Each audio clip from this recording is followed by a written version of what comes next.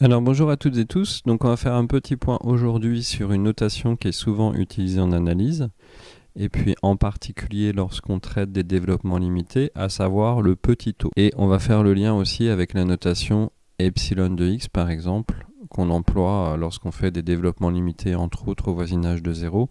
Vous savez qu'il y a un terme du type xn epsilon de x où epsilon désigne une fonction qui tend vers 0 quand x tend vers 0 si vous faites un développement limité au voisinage de 0. Donc on dit qu'une fonction f de x est un petit o de g de x si la limite du quotient est égale à 0 quand x tend vers a. Donc on se place au voisinage d'une valeur, et si la limite du quotient est égale à 0 quand x tend vers a, eh bien on dit que f de x est un petit o de g de x. Donc typiquement, ça signifie que f est négligeable devant g. Et hop, un petit pouce pour le chat. Donc si on regarde ce quotient, il est nécessaire que g ne s'annule pas au voisinage de a. Donc c'est tout à fait intuitif, hein, ça veut dire que f est un petit o de g. Alors est-ce que vous avez un exemple? Oui, en tout cas moi je peux vous donner un exemple.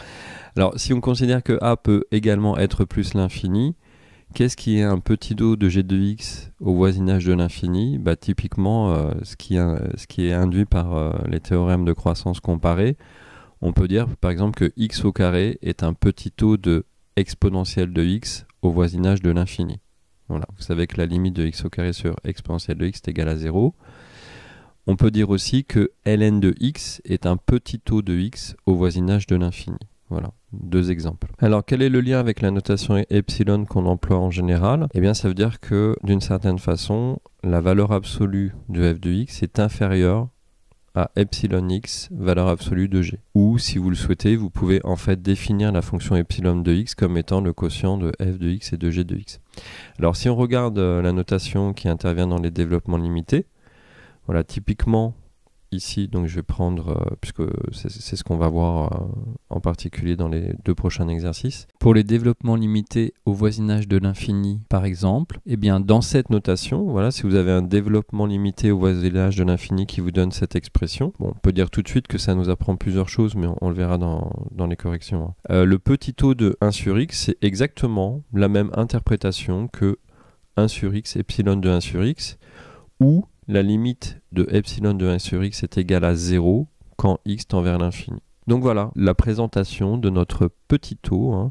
Donc je répète, hein, on dit que f de x est un petit o de g de x quand x tend vers a, c'est-à-dire au voisinage de a, où a peut également être plus l'infini ou moins l'infini, eh ça signifie que f est négligeable devant g, ce qui se traduit par le fait que la limite du quotient de f et g est égale à 0 quand x tend vers a. Et si on fait le lien avec la fonction epsilon qu'on a employée assez fréquemment en TD, eh bien par exemple un petit o de 1 sur x au voisinage de l'infini, qu'est-ce que ça signifie?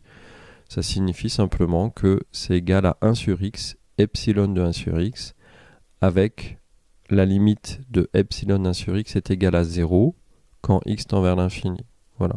Si jamais vous aviez un petit o de 1 sur x2, eh bien ça signifierait que c'est égal à 1 sur x2, epsilon, alors en général on garde la variable de 1 sur x, avec la même conclusion pour epsilon de 1 sur x. Voilà, bon, je vous souhaite une bonne journée, et donc la prochaine vidéo c'est un exemple de développement limité au voisinage de l'infini, pour comprendre le comportement asymptotique d'une fonction à valeur réelle.